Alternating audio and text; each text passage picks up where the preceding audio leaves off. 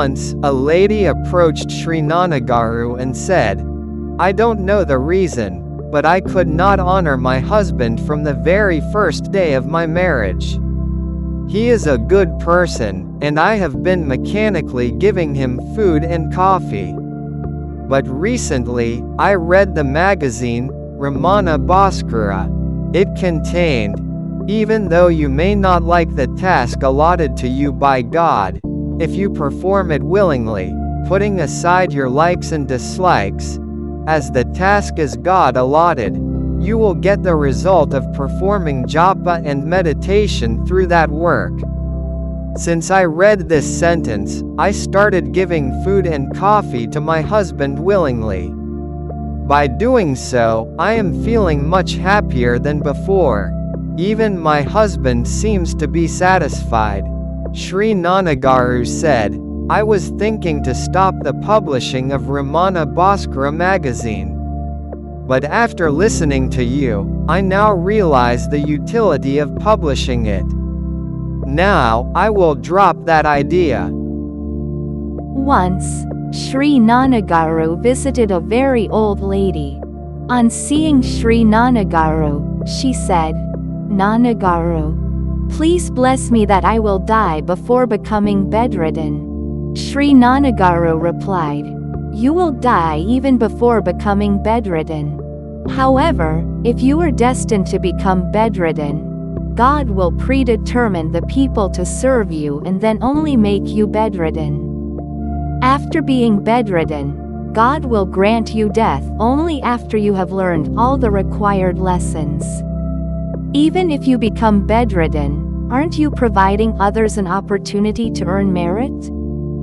Referring to this incident, Sri Nanagaru said, "All the meritorious deeds and contemplation of God done in the middle age will prevent you from becoming bedridden in your old age."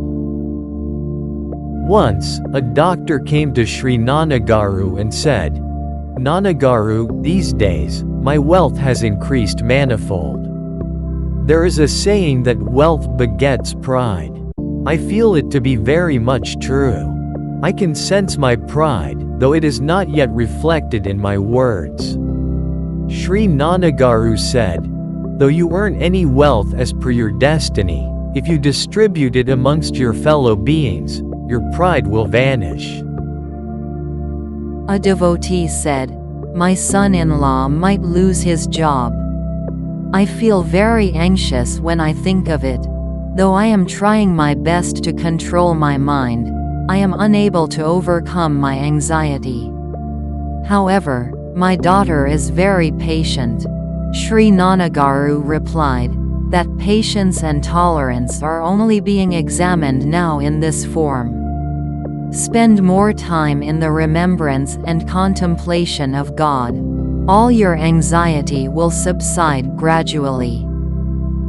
A person said very happily, "Nanagaru, I don't have any dispassion, but all my desires are getting fulfilled effortlessly. Now I am delighted.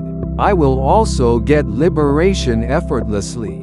Sri Nanagaru did not get into any argument with that person but merely said, "You are much better than us."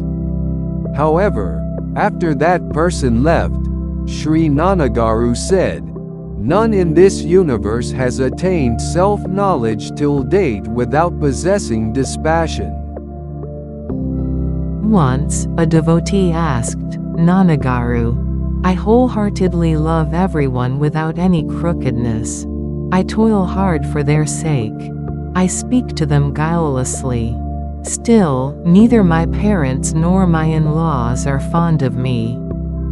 Why is it so?" Sri Nanagaru replied, "You are residing in truth.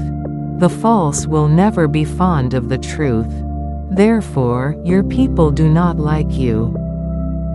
Once, an old lady doctor said, "Nanagaru, though I had an opportunity to take revenge against those who had tortured me, I never acted in an avenging manner. However, I am unable to forget my sufferings. I can forgive them who caused me suffering, but I cannot forget them. Sri Nanagaru said, "Forgetting is much more difficult than forgiving." Another devotee asked Sri Nanagaru, "But how do we forget the suffering?" Sri Nanagaru replied, "Initially, we must stop speaking about what ought to be forgotten. Though the thoughts related to it may chase us for a while, we must have a strong determination to overcome them and surrender ourselves to the Almighty. We can then forget our suffering with His grace. Even if we remember the suffering, it will not disturb us." A devotee said, "Nanagaru, today, while placing a mango on my mother-in-law's plate, I was reminded of the sufferings she inflicted upon me in my initial days of marriage. I immediately removed the mango from her plate." Referring to this incident, Sri Nanagaru said, "When you are destined to experience the Rajasic quality, it becomes challenging to control the mind. It becomes tough to forget." A doctor called up Sri Nanagaru and asked, "Nanagaru, please grant me pure devotion." Referring to him, Sri Nanagaru said, "He has given the entire place within his heart to his children and grandchildren. He has not even given a share of 10 paisa to us." Sri Ramakrishna said, "When you can't give me at least some place within your heart, how can I reform you?" In the Gita, the Lord said, "Without purifying the mind, how can one attain pure devotion? By constantly contemplating God, the tendencies get melted. Only then devotion is attained. Therefore, one should constantly contemplate one's personal God to attain pure devotion." A devotee told Sri Nanagaru, "We have distributed all the 30 acres of land amongst our daughters." Sri Nanagaru said, "You might have distributed the land, but don't expect that they will look after your needs in your old age." She said, "If they will not look after my needs, God will only do the same." Then Sri Nanagaru said, "Did you ever give at least an acre of land to God, society, or any poor people? No, but you still expect God to look after you. You get back only when you give." A devotee said, "Nanagaru, I can control my woe when being rebuked, but not my jubilation when being praised. What shall I do?" Sri Nanagaru replied, "Such jubilation emerges out of Rajasic quality. You can control your Rajasic quality only if your Sattvic quality increases. But how can one increase their Sattvic quality? One must view the indwelling God in everyone and carry on their work. One should speak humbly and softly. One should take care that likes and dislikes will not enter their mind. Only then can one increase their Sattvic quality."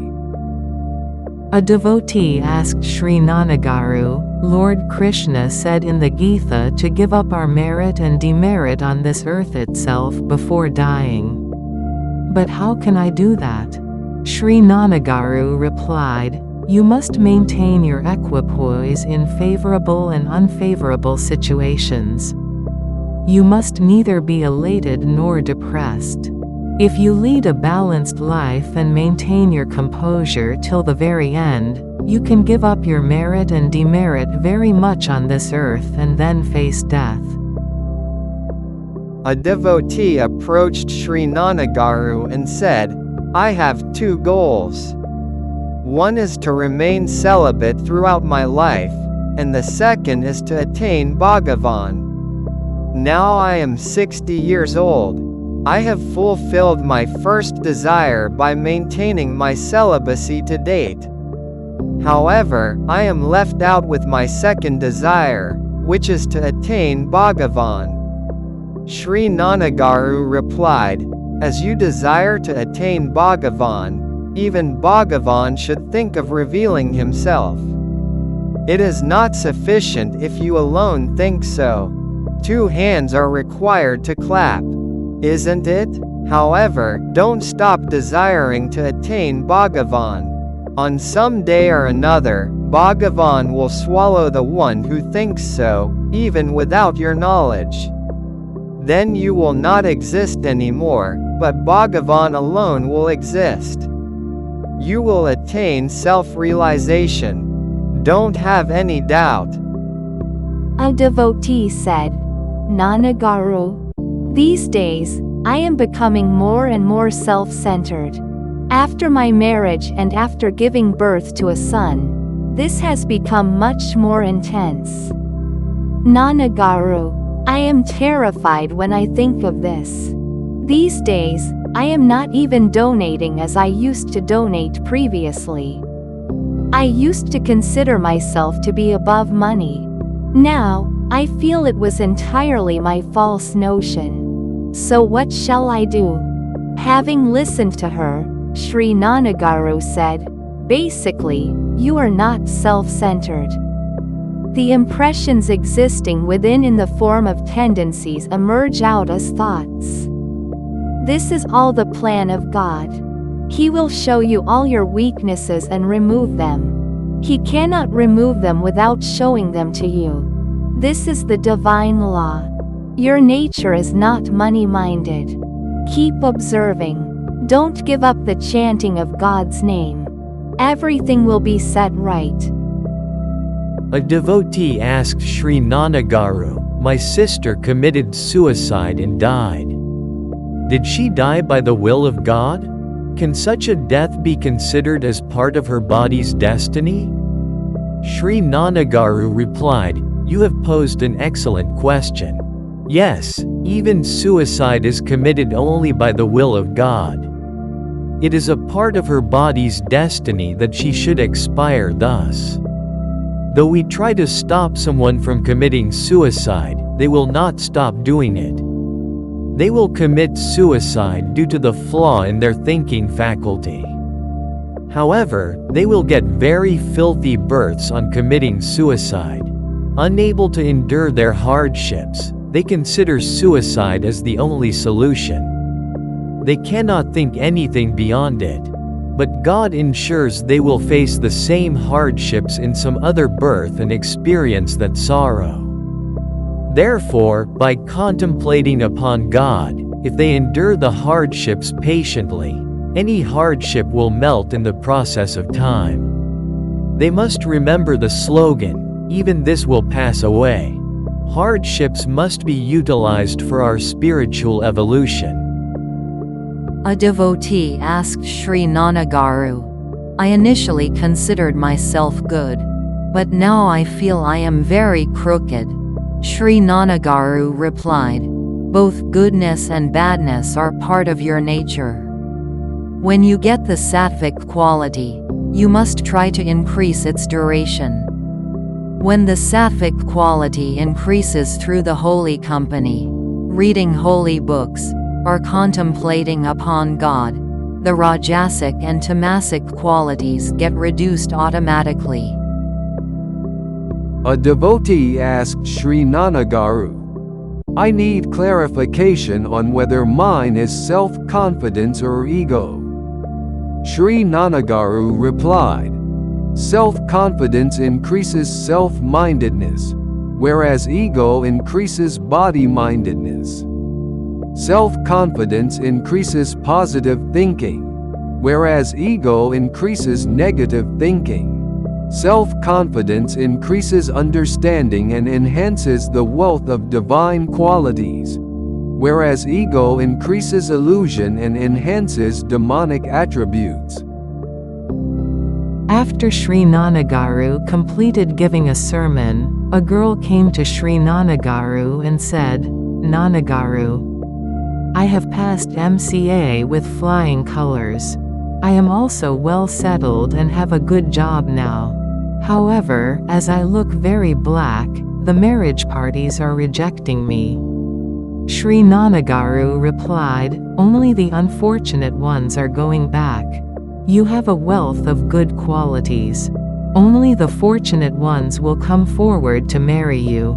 Later, Sri Nanagaru was called and told that the girl's marriage had been confirmed.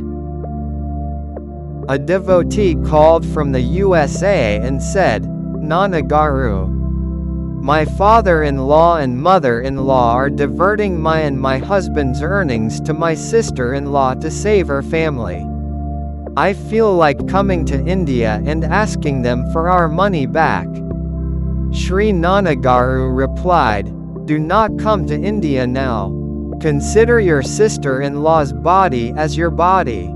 Consider her hardship as your own hardship. Meanwhile, even her family will recover." When Sri Nanagaru visited the temple in Palakalu, he saw the following text written on the wall. Sri Raghavendra Swami adored the original Rama. On reading this, Sri Nanagaru asked the priest in the temple, "What is meant by original Rama?" The priest replied, "Rama or original Rama imply the same. The word, original Rama, has been taken from some book and inscribed on the temple's wall." Later, referring to this incident, Sri Nanagaru said, "The priest was not aware of the meaning of the word, original Rama. Original Rama refers to the one who is the source of everything. It was this original Rama whom Sri Raghavendra Swami adored." A person came to Sri Nanagaru and said, "Day by day, the ego of the devotees is increasing." Sri Nanagaru replied, "It is your ego which recognizes their ego. Stop watching their ego and observe your ego first. You will then attain self-realization. You are going to gain nothing from identifying the ego of the devotees. You will only be wasting your time and energy.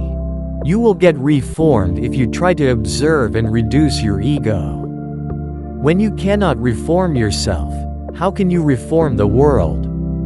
The devotee's flaws do not constitute your obstacle, but your weakness in pointing out the flaws in devotees becomes your hurdle in attaining self-realization." When Sri Nanagaru visited one of his relatives, the relative said, "I had experienced as many hardships as Lord Rama had experienced." Sri Nanagaru replied, "Did Lord Rama ever declare that he has undergone hardships? He happily left for the forests. All these are but your illusions." The relative said, "I don't like your words." Sri Nanagaru said, "You do not like my words as you cannot digest them. Even when Lord Rama left for the forests, he was calm and peaceful. And you are trying to compare yourself with Lord Rama. Unlike Lord Rama, you are experiencing all the luxuries at home. Just because your daughter-in-law does not listen to your words, you cannot compare yourselves with Lord Rama." A devotee's husband told Sri Nanagaru, "My brother's children have been staying with us for their studies. I have never seen my wife differentiating between our children and my brother's children in the past 15 years." Sri Nanagaru replied, "Lord Krishna quoted in the Gita saying, Samatvam yoga uchyate. It implies equanimity is equivalent to yoga. It purifies our mind." Once, an engineer who usually did not move out of his house came to Sri Nanagaru. He said, "Nanagaru, it is unbelievable that a dacoit like Valmiki, who has killed several people, could write Ramayana. Someone else must have written Ramayana and declared Valmiki as its author." Sri Nanagaru said, "Why shall someone else write Ramayana and declare Valmiki as its author?" Later, while addressing a sermon, Sri Nanagaru said, Valmiki has done a great penance. Education can be attained even through penance. Bhagavan studied only till the 10th standard. Still, he wrote poetry in Sanskrit, Tamil, and Telugu. Sri Ramakrishna studied only till the 3rd standard. Still, he said, not even a single sentence in the Gita can be amended as it came out directly from the mouth of God. Anyone criticizing any utterances in the Gita implies they have not understood the same. Penance itself is education. A devotee had an intense desire to attain liberation. However, her husband said, "You must become my wife even at the next birth." The devotee accompanied her husband to Sri Nanagaru and asked, "Whose desire is going to be fulfilled?" Sri Nanagaru replied, "Whose desire is strong, stable, and firm, their desire will be fulfilled."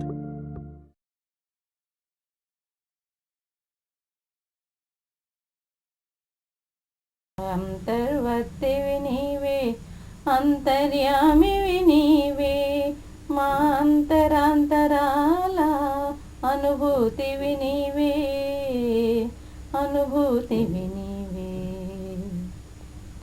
ఇలపై వెలసిన దేవా శ్రీనాన్న గురుదేవా మా హృదిలో నిలిచిన మహానుభావా శ్రీనాన్న గురుదేవా అంతర్వర్తివి నీవే అంతర్యామివి నీవే మా అంతరాంతరాల అనుభూతివి నీవే అనుభూతివి నీవే విశ్వముగా వ్యాపించే విష్ణుండవు నీవే వసించు వర్తించు వాసుదేవుడవు నీవే జీవునిగా దిగి వచ్చిన నారాయణుడవు నీవే ఇలపై వెలసిన దేవా శ్రీనాన్న గురుదేవా మా హృదిలో నిలిచిన మహానుభావా శ్రీనాన్న గురుదేవా అంతర్వర్తివి నీవే అంతర్యామివి నీవే మా అంతరాంతరాల అనుభూతివి నీవే అనుభూతివి నీవే పరమయోగ సాధకుల పరదైవం నీవే పరమ ప్రేమ భక్తులకు పరమాత్మవు నీవే తంత్రాదివేతాల పరాశక్తి నీవే ఇలపై వెలసిన దేవా శ్రీనాన్న గురుదేవా మా హృదిలో నిలిచిన మహానుభావా శ్రీనాన్న గురుదేవా అంతర్వర్తివి నీవే అంతర్యామివి నీవే మా అంతరాంతరాల అనుభూతివి నీవే అనుభూతివి నీవే మోక్ష మార్గమునసగే ఉపనిషత్తు నీవే ఆచరించి అందించిన భాగవతము నీవే కర్తవ్యం వివరించిన నిత్య గీత నీవే ఇలపై వెలసిన దేవా శ్రీనాన్న గురుదేవా మా హృదిలో నిలిచిన మహానుభావా శ్రీనాన్న గురుదేవా అంతర్వర్తివి నీవే అంతర్యామివి నీవే మా అంతరాంతరాల అనుభూతివి నీవే అనుభూతివి నీవే అనంతమో జ్ఞానమును ప్రబోధించు నీవే శాశ్వతమౌ వేదమును ప్రతిష్ఠించు నీవే యుగ యుగముల యోగమును ఉపదేశించు నీవే